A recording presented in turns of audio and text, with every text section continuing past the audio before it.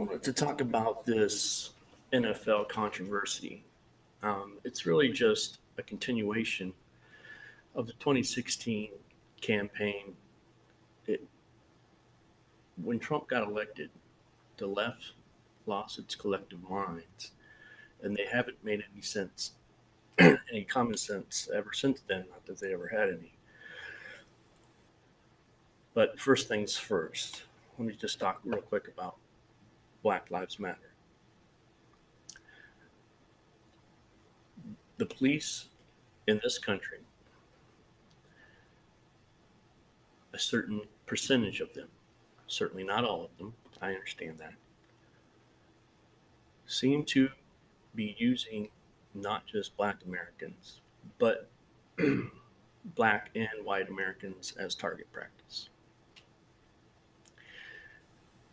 That's just the facts. So when you self segregate yourself and say Black Lives Matter, okay, I understand that. And then somebody else comes out and says all lives matter, you call that person a racist because they say all lives matter. And you alienate yourself. You make it only about you and nobody else. Well, there are more than just you. Okay. There was a lady in Minnesota. She was over visiting from Australia. There was a disturbance going on somewhere where she was staying at in Minnesota.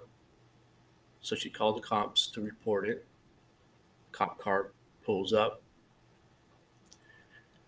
and as she approaches the car to tell them what's going on, a a black Muslim police officer opened fire and he shot her dead on the spot.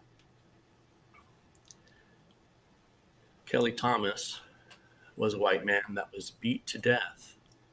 Look up the images of him. Just Google Kelly Thomas. Look through the images and you'll see, or just research it. It's beyond disturbing. Okay. So this stuff happens all the time. But when you make it just about you, then you alienate all those other people that know it's also about them, but they can't get a voice. And had you included everyone that's being affected by it, you would have got a lot more support and a lot more movement on that. But they started, like with Colin Kaepernick, to take a knee during the anthem and the flag and all. That's not how you do it. No one's going to understand what that means. All they see is you're being disrespectful to the country. So you have to be specific of what you're talking about. First of all, don't do it at work. Nobody else can. You shouldn't either. And if you're going to protest, be specific. Now, listen, what's going to happen, and I think this was close to happening already, is football is getting very tiring anymore for a number of reasons. You have millionaire 20 somethings who are talking about oppression. That doesn't make any sense. There may be oppression, but it's not on you. And if you just go by the amount that those game tickets cost, the amount that you pay at the concession stand, those big contracts, taxpayer money, and the millions and billions of dollars being given to new stadiums for private owners. Take that with also players have no loyalty to their team whatsoever, and owners have no loyalty to the players ever. It used to be that way, but it isn't anymore. So let's say you have a favorite team. They have a good season. Let's say they have an exceptional season. What do you think happens the following year? It inevitably seems like half of those players are gone. So, what's the point of being a fan? What's the point of building a team? What's the point of trying to get any momentum? Now, the Patriots are the only one that somehow can break this law of the universe. I don't know how they do it, but they seem to be able to go through the same things as everybody else, and somehow they win. They do cheat quite a bit, but even beyond that, I don't know how they do it. So, no matter what your favorite team is, it has to be frustrating. I know it is for me. Let's say you pay $100 or $200 for a ticket, you go in. There's recently a story about them serving tap water for like $4.50 a cup. You know, the cups when you go, they're only like 2 shots worth.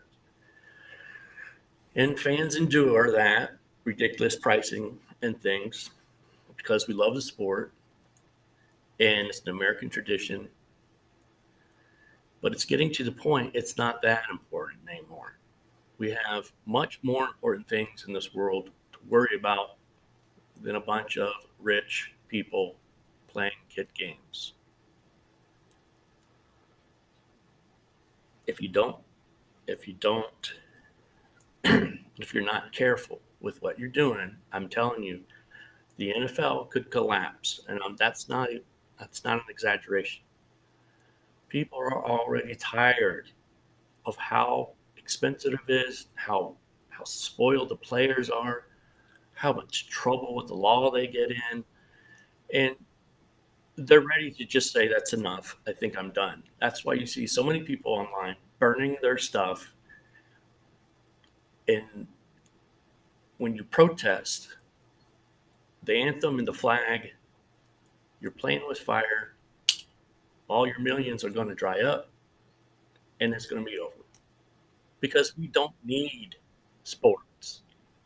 We need food, water, and air, but we don't need sports.